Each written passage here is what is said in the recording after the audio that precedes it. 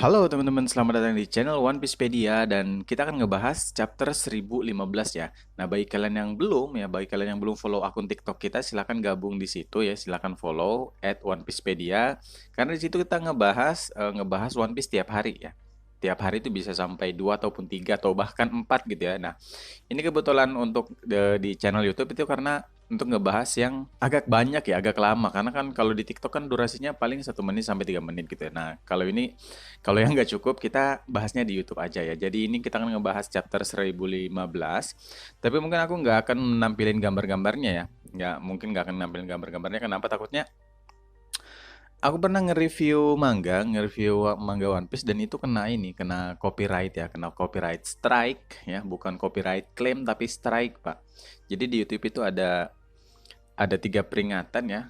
Kalau 3 kali di ini ya aku channelnya bisa hilang. Nah, jadi mungkin aku nggak bakal ngasih gambar, tapi kita bakalan kayak ya diskusi aja gitu ya, diskusi. Dan ini kenapa sih agak telat gitu kan? Kenapa sih agak telat ngebahasnya ya? Karena kan emang udah keluar waktu apa? Jumat ya, Jumat siang gitu. Kenapa aku ngebahasnya telat? Karena emang aku nunggu yang versi resminya. Jadi versi resminya itu yang dari Shueisha dan itu biasanya Minggu malam ya, Minggu malam dia baru baru keluar ya. Jadi kita ngebahas aja lah. Dan bagi kalian yang belum follow ya TikTok kita, silakan di One Piecepedia. Di sini kita cuma mau ngebahas yang mungkin nggak sempat dibahas aja kalau di TikTok ya. Ya jadi langsung ya di chapter 1015 di sini judulnya itu Chains ya. Chains itu apa ya? Chains. Rantai sih, tapi mungkin ini lebih ke arah kiasan. Mungkin artinya itu belenggu gitu ya. Di cover story kita bisa lihat ini Senor Pink yang dibawa burung apa sih? Burung bangau ya ini ya. Oke, jadi di awal scene ini kita udah diliatin Luffy-nya tenggelam ya. Seperti yang kita tahu kan di beberapa chapter sebelumnya, mulai dari chapter berapa sih dia jatuh ini? Chapter 1013 apa 1014 ya? Ya dia tenggelamnya terus ke dalam laut gitu kan, karena emang kan dia pengguna buah iblis. Jadi kalau pengguna buah iblis itu emang agak susah ke permukaan, teman-teman ya.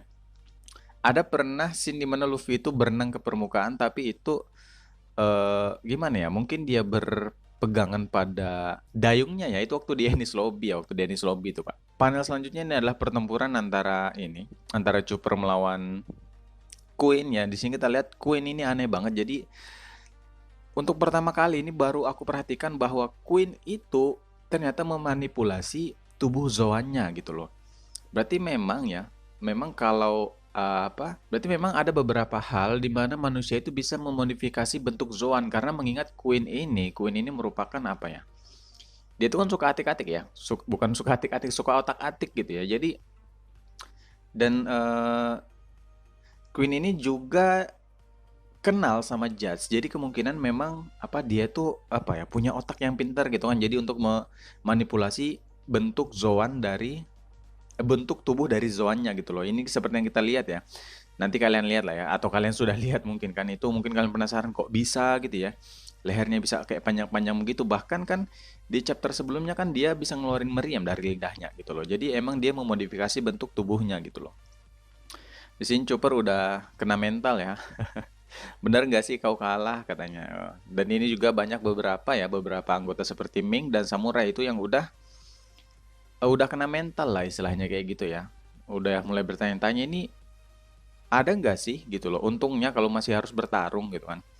Nah di sini ada satu hal yang menarik yaitu eh Briscola ya. Briscola ini salah satu user Smile ya. Briscola atau Brisgola gitu namanya, silahkan dikoreksi aja.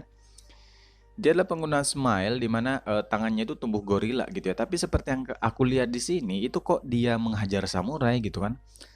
Nah, terus keterangannya di sini lah, terima kasih pada dumplings itu kayak kibidango gitu ya. Yang dibawakan oleh Speed. Membuatku merasa kuat lagi gitu kan katanya. Nah, di sini aku mikir, apakah Otamu sudah mencapai batasnya? Karena setauku beberapa chapter sebelumnya itu anggota Smile itu kan beralih gitu kan, berpindah haluan jadi mendukung aliansi samurai Ming dan Luffy ya, gara-gara dikasih Otama makan kibi dangonya gitu. Terus ini kemana dengan Briscola ya? Bagi kalian yang mungkin punya pendapat silahkan ya. Kalau aku heran sih gitu loh. Apa mungkin ada batasan atau gimana gitu kan. Tapi kan yang jelas dango yang dikeluarkan oleh Tama itu tidak berpengaruh sama Zoan asli ya. Sama Zoan asli nggak ngaruh. kecuali kalau dia smile gitu loh. Dan sini juga ada satu statement dari Briscoe yang menurutku bagus ya. Jadi eh, para pemula. Jadi dia di sini mengacu para pemula ini, maksudnya si Kid, Luffy dan Law itu ya. Dia bilang bukan mereka yang lemah, tapi emang Kaido-nya yang terlalu kuat gitu kan, katanya kayak gitu. Ya di sini adalah scene yang apa? Scene yang menjadi favorit beberapa banyak orang, terutama Sanji fans ya, fans boy. Di sini Sanji menggunakan Zoro sebagai senjata ya, sebagai istilahnya pedang gitu loh ya. Sementara dia sedang tertidur kayak gini. Nah, di sini juga kita tahu kalau ternyata kemarin ya di chapter-chapter sebelumnya di mana Chopper sempat menghajar, meninju, membanting Queen itu cuma main-main aja ya. Karena si Queen itu cuma main-main aja sama Chopper. Dia mungkin ya agak jiwa masokisnya mungkin bangkit gitu kan. Jadi dia pengen dibanting-banting gitu kan. Dan ini dia mau serius gitu kan. Dan di beberapa ini juga di beberapa panel terlihat ya kalau ada bukan ada sih, ada beberapa orang yang terkena panah permen darinya si Perospero ya. Jadi Perospero ini tipe-tipenya tuh tipe-tipe anu lah ya, tipe-tipe support ya. Support dia dari belakang nembak-nembak gitu kan, sementara yang lain itu duel. Nah, di sini ada scene juga yang menurutku bagus ya, di mana Sanji masuk ke dalam pertempuran dan kemudian menendang Queen sampai kepalanya keputar-putar. Nah, kebetulan di scene sebelumnya itu Perospero kan nembakin panah ke atas kan, panah ke atas, terus pas mau turun Sanji datang terus nendang kepalanya si Queen, dan akhirnya kepalanya kan panjang ya karena leher Brachio kan, Brachiosaurus, dan akhirnya mutar-mutar. Jadi ketika panah itu mau turun, Sanji nendang lehernya Queen dan berputar-putar, akhirnya malah putarannya itu jadi pelindung ya, jadi pelindung, dan akhirnya apa istilahnya itu ya?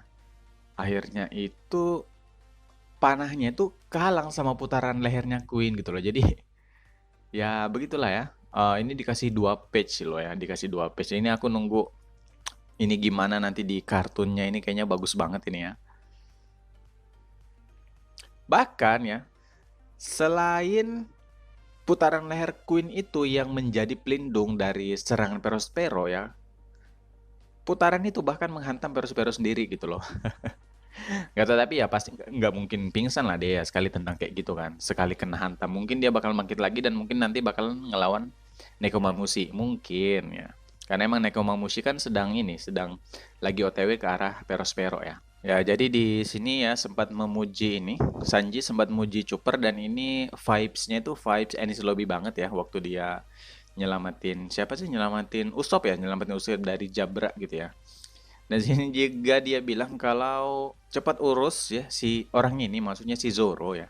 Kalau dia sembuh ya, kalau misalnya dia sadar, dia akan setara 10 orang. Tapi Zoro-nya malah protes ya, Zoro-nya malah protes. 2.000 katanya kan.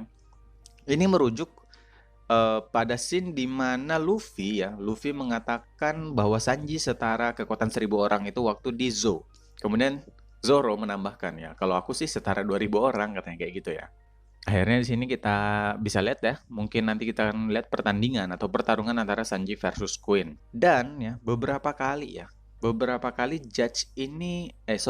Queen ini membawa-bawa nama Judge ketika mengomentari Sanji ya. Kemungkinan akan ada flashback antara Queen dan Judge di masa lalu, mengingat bisa jadi mereka mungkin dulu pernah berantem atau dulu mungkin pernah dalam satu tim penelitian ya. Mengingat Queen ini kan dia scientist juga hitungannya ya, dan Judge jelas-jelas adalah scientist juga. Jadi kemungkinan ini nanti akan melibatkan emosi ya, emosi antara Queen dan Judge di masa lalu ya, di akhirnya dilimpahkan pada Sanji gitu loh. Nah, terus ini para samurai itu ngelihat keanehan gitu. Kapten mereka kan baru aja mati lah istilahnya kayak gitu ya. Teler gitu kan, kalah. Kenapa mereka masih tetap bertarung gitu kan. Di sini Marco mengatakan bahwa ya itulah sebabnya kenapa aku menyukai kalian, katanya. Kalian ini merujuk pada topi jerami itu. Kemudian kita ke langit-langit ya, tempat dimana kemarin ada 3 pembantaian yang gak salah-salah. 3 orang pak ya, 3 orang langsung teler ya. Kinemon, Kiku, dan Kanjuro gitu ya. Di sini mereka udah terbaring. Aku nggak tahu ini mereka udah terbang atau belum ya. Nah, sementara di sini Kinemon masih ngelawan, Pak. Kinemon masih ngelawan. Pedangnya patah, coy. Ya. Pedangnya patah dan dia masih aja mencoba untuk menusukkan pedangnya yang patah itu ke arah Kaido ya, karena Dengan harapan dia tahu itu sia-sia, tapi paling enggak itu bisa menghambat dirinya dari mengejar si Shinobu dan Momonosuke gitu loh. Dan di sini juga ada flashback ya. Flashback Nomi di sini. Jadi ketika mereka sedang berlatih ya, karena ketika si Kinemon ya berlatih untuk menyebut Momonosuke dengan nama Momo tanpa tambahan sama, ataupun dalam bahasa Jepang kalau nggak salah itu tuan artinya ya. Jadi mereka si Kinemon berlatih untuk memanggil Momonosuke dengan nama Momonosuke, sementara si Momonosuke berlatih memanggil dengan sebutan ayah. Ya, karena ini seperti yang kita tahu ya, pertama kali diperkenalkan waktu di Pang Hazard itu Kinemon dan Momonosuke mengaku bahwa mereka ayah dan anak gitu ya. Jadi ini sebabnya gitu kan. Jadi biar nggak plot hole, ini ada flashbacknya gitu kan. Nah kemudian di sini juga ada Kaido dapat pedang, nggak tahu pedang siapa, entah itu kayaknya bukan pedang Kanjuro ya. Apakah pedang Kiku gitu ya? Atau pedang dari mana gitu ya? Atau mungkin dia yang punya pedang. Tapi kalau dipegang Kaido malah jadi kayak pisau gitu ya. Besar betul kan? Di sini ya dia ditusuk ya. Jadi yang pertama dipentung, kedua ditusuk dalam bentuk siluet, dan ini tusukannya itu nembus, Pak ya. Tusukannya itu nembus, nggak tahu apakah bakalan kena bagian vital atau enggak. Kita lihat aja. Tapi kalau aku sih, untuk kematian ini kalau di One Piece aku jujur aja kalau untuk masalah kematian aku nunggu konfirmasi sih sebenarnya ya. Kalau misalnya cuma kayak gini aja paling menurutku itu teler gitu ya. Tapi mungkin aku bisa aja salah kan. Nah, di sini ada satu langkah yang cerdik dari Momonosuke di mana dia itu membawa Mary ya, membawa salah satu Mary kodok ya, karena dia tahu kalau Mary ini bisa digunakan untuk komunikasi. Jadi dia nangkap untuk menyampaikan pesan yang ternyata dari pesan Luffy. Jadi suara yang didengar oleh Momonosuke di chapter sebelumnya itu ternyata adalah suara Luffy. Ini hal yang menarik ya. Kenapa? Karena akhirnya ya, bahwa ternyata Momo dan Luffy itu bisa saling berkomunikasi menggunakan voice of all things. Setidaknya itu yang ada di spekulasi para Poppy Lovers. Kita masih nggak tahu gimana Luffy bisa pakai karena ini dia dalam keadaan tidak sadar. Pertama kali ya, kita melihat Luffy menggunakan kekuatan secara ketika tidak sadar, bukan secara tidak sadar ya. Tapi ketika tidak sadar itu adalah ketika dia habis digalakkan Kaido, dia pingsan. Tapi itu orang-orang di sekelilingnya masih bisa kena efek dari Hausoku Luffy yang tidak sadar tersebut ya. Jadi ini bukan kekuatan yang dia gunakan secara tidak sadar, tapi kekuatan yang dia gunakan dalam keadaan tidak sadar. Dan dia di sini nyata-nyata berkomunikasi dengan Momo mengatakan bahwa dia masih hidup ya, dan memberikan tugas pada Momo untuk menyampaikan pesan-pesannya ya. Jadi di sini juga para samurai yang udah kena mental, udah kehilangan semangat begitu mendengar kata Momonosuke dan mendengar kata-kata semangat, mereka ingin kembali berjuang gitu ya. Luffy masih hidup dan dia berkata padaku bahwa dia akan kembali bertarung ya, istilahnya kayak gitu ya.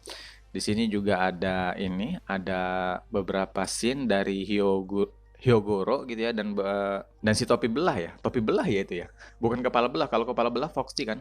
Topi belah yang salah satu dari bos Yakuza. Kemudian di sini Luffy juga semakin tenggelam gitu kan. Kemudian ada Yamato juga di situ. Kemudian kita ngelihat juga ya pertempuran ada beberapa orang seperti Raizo ya, Raizo versus Fukujuro ya, karena seperti memang ya dikatakan bahwa Raizo ini merupakan saingan ilmu ninja dari Fukujuro. Ya, tolong dikoreksi namanya benar Fukujuro atau bukan gitu ya. Jinbei juga kelihatan udah senyum-senyum di sini ya, dan kemudian di sini ada balon dialog ya di mana Luffy mengatakan Momo. Nah, kalau dari kayak gini kayaknya emang Luffy yang ngomong ya. Katakan pada mereka bahwa aku tetap akan menghajar Kaido katanya. Akan mengalahkan Kaido. Dan di sini Momo mengatakan bahwa Luffy akan menang ya. Satu hal yang menarik ya. Bahkan nih ketika Momo menyampaikan pesan Luffy bahwa Luffy akan menang, itu nggak cuma samurai yang ngangkat senjata, tapi bahkan anggota Kroco dari Beast Pirate juga ikut-ikutan ngangkat pedang, Pak, ngangkat senjata gitu loh. Artinya mereka emang berada di posisi Luffy ya, karena memang kemarin terjadi banyak perpindahan besar-besaran ya di lantai performance ya, lantai pertunjukan ketika Queen menggunakan senjata S-nya ya, dan banyak dari anggota Beast Pirate itu merasa terhianati gitu loh. Dan sekarang mereka beralih untuk menolong Luffy. Bukan menolong sih, tapi mendukung Luffy ya, mendukung Luffy dan aliansinya. Bahkan ya, Kid juga terlihat tersenyum ya. Kid yang lagi bertarung sama Big Mom juga kelihatan tersenyum di sini. Pokoknya keren lah ya. Jadi memang seperti yang pernah dikatakan Mihawk ya, Mihawk di Marineford ya, bahwa emang kekuatan Luffy itu bukan hakinya, bukan buah iblisnya, bukan apanya gitu, tapi karismanya gitu loh. Dia bisa membuat lawan jadi kawan gitu kan. Ngeri ngeri ngeri. Nah, di bagian scene juga di sini mereka anu ya, si Momo, sorry, si Momo ya. Sorry, maksudku si Kaido akhirnya berhasil menyudutkan Momo ya, Momo dan Shinobu di situ. Ketika dia mau dipentung ya, ketika mau dipentung, tahu-tahu si Shinobu itu menggunakan jurusnya ya, Juku-Juku no Jutsunya itu, dan akhirnya mereka jatuh dari tebing. Cuma kita nggak tahu jatuhnya ini apakah ke Onigashima atau ke laut, karena kan di chapter sebelumnya kan mereka udah mulai mendekati daratan ya. Nah, cuma ini nggak tahu apakah mereka akan jatuhnya di Onigashima atau ke laut sama-sama Luffy dan nanti bakalan ditolong. Dan ternyata yang menolong Luffy itu adalah Polar Tang ya. Polar Tang itu kapal dari bajak laut Lau ya. Di sini ini ada kelihatan sinyal lah ya, kelihatan sinyal di mana Polar Tang mendekati Luffy gitu ya. Dan ini ada juga hal yang aneh ya, yaitu di sini kru dari Lau itu berkata bagaimana dia bisa berkomunikasi dengan kita ya, di bawah air gitu loh. Jadi memang Luffy sepertinya menggunakan ini ya, menggunakan kekuatan Voice of All Things-nya itu dan kemudian didengar oleh Lau. Mekanisnya seperti apa kita masih bisa belum tahu, apapun teori yang ada itu bisa benar bisa salah. Jadi kemarin banyak yang terpatahkan ya, ada yang bilang armada besar, bajak laut yang bakal Novi Churami, ada yang bilang kalau yang nolong itu adalah Shanks ya, Jinbei, Yamato dan lain sebagainya. Ternyata kru dari Lau lah yang akhirnya jadi menolong Luffy ya, menyelamatkan, mengangkat Luffy ke permukaan lah istilahnya kayak gitu ya. Tapi banyak aja kok yang berpendapat bahwa memang yang akan menyelamatkan itu adalah kru dari Lau. Salah satunya adalah yang aku tahu itu adalah Arthur ya dari Library of Ohara gitu loh. Nah, di sini ada juga scene ya, pokoknya banyak scene epic lah di sini ya. Di mana klimataknya Nami itu kemasukan roh ya, kemasukan roh kalau bisa. Kemasukan soulnya Zeus ya. Kemungkinan besar ini Zeus, Pak. Ya, kemungkinan besar ini Zeus. Mekanismenya gimana? Mungkin mekanismenya itu ketika Luffy memanjangkan klimataknya di chapter sebelumnya, itu kan dimakan tuh bola-bolanya sama si Hera kan. Mungkin kala itu aja dia akhirnya di fusion lah istilahnya ya, memasuk ke dalam klimatak. Ya mekanismenya masih misteri, nantilah mungkin dijelaskan atau enggak. Nah, di sini kita ada juga kembali ke pertempuran antara Big Mom versus Kid ya. Akhirnya Lau datang. Ya, Lau datang di sini dia bilang karena sudah terlalu lama bersama mereka ya, aku akhirnya cukup paham kalau itu mengenai Luffy ya. Maksudnya itu gimana ya? Aku entah kenapa katanya bisa percaya kalau Luffy itu bisa diandalkan istilahnya kayak gitu ya. Dia ngomongnya kurang lebih kayak gitulah. Nah, dan di sini mereka akan team up ya. Jadi Lau dan Kid melawan Big Mom ya. Di sini udah si Kid seperti biasa masih protes, gak usah ganggu katanya. Tapi kemudian si Lau-nya ngatain ya udahlah, gak usah kayak bocah lah ya. Udah kita gabung aja gitu. Kita bikin aliansi sementara katanya. Dan kemudian di akhir scene ya, di mana Yamato datang dan menyebut namanya itu Kaido ya. Jangan ditiru ya bagi kalian yang hubungannya masih baik antara orang tua dan anak, jangan ditiru, Pak. Jangan panggil nama orang tuamu dengan nama bosku ya. Kalau ini kan Yamato sama Kaido kan karena emang Kaido dari kecil udah dibelenggu di rantai terus. Nah, kira-kira apa sih yang terjadi antara pertarungan Yamato dan Kaido? Aku nggak merasa kalau Yamato ini akan menang lawan Kaido. Tapi aku juga merasa bahwa Kaido nggak akan tega memberikan fatal blow untuk putrinya. Ya karena, ya aku bilang putri sih. Karena emang perempuan kan. Dia aja nganggap dirinya cowok gitu loh. Tapi dia nganggap, eh, tapi kalau di narasi sih, dia tetap disebutkan sebagai perempuan. She ataupun her kayak gitu ya. Tapi kalau dia yang menyebutkan dirinya, dia adalah laki-laki. Nah, kenapa aku cukup yakin ya? Aku bilang cukup yakin ya, nggak yakin banget. Karena kalau dalam One Piece itu, ya, apapun teorimu masih bisa patah, Pak. Ya, masih bisa benar, bisa salah gitu loh. Nah, jadi kalau aku merasa kalau Yamato akan kalah, tapi Kaido nggak akan memberikan final blow, itu karena biarpun kayak gitu, Kaido tuh masih sayang sama si Yamato ini. Buktinya dia memberi kebebasan ya pada Yamato untuk menyebut dirinya sebagai seorang laki-laki. Dan juga ya begitulah kurang lebih ya. Kurasa dia nggak akan memberikan fatal blow ya. Maksudnya fatal blow itu damage telak lah ya ke Yamato, dan mungkin di sini nanti kita akan lihat ya. Mungkin nanti ketika ngelawan Kaido, Yamato pol-polan, akhirnya kita bisa ngeliat kekuatannya gitu kan. Kekuatan yang ada yang rumor dia itu Byakuya gitu ya. Ada yang mungkin dia mungkin dinosaur juga. Nah, nanti kita lihat ya. Oke, jadi itu aja sih mungkin untuk pembahasan chapter 1015. Mohon maaf nggak ada gambar seperti review-review dari One Piece yang lain, dan mungkin mohon maaf juga kalau kelamaan. Dan sekali lagi bagi kalian yang belum gabung bagi kalian yang belum follow ya akun TikTok kita, silakan follow di One Piecepedia ya. Silakan follow di One Piecepedia karena kita di situ ngebahas tiap hari ya. Tiap hari kita ngebahas di sini, cuma terkadang hanya kalau ada yang panjang dibahas ya. Oke, terima kasih udah nonton sampai sejauh ini. Terima kasih. Sampai jumpa di video selanjutnya. Dadah.